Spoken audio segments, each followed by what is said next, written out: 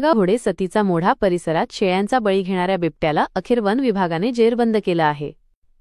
गेल्या काही दिवसांपासून या बिबट्यानं 6 शेळ्यांचा बळी घेतल्यामुळे ग्रामस्थांमध्ये तीव्र भीतीचं वातावरण निर्माण झालं होतं। वन विभागाने परिसरात लावलेल्या पिंजऱ्यात आज सकाळी हा बिबट्या अडकला। बिबट्याच्या जेरबंदीमुळे परिसरातील ग्रामस्थांनी मोठा दिलासा व्यक्त केला आहे। 6 शेळ्या आणि 8 कोंबड्या खाणारा हा जबरदस्त बिबट्या।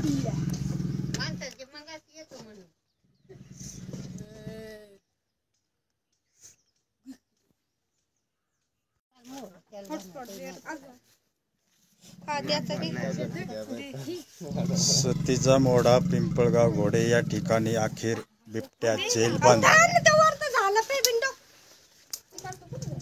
हे पहा, डेंजरस बिबट्या। 6 शेळ्या आणि 8 कोंबड्या खाणारा हा जबरदस्त बिबट्या।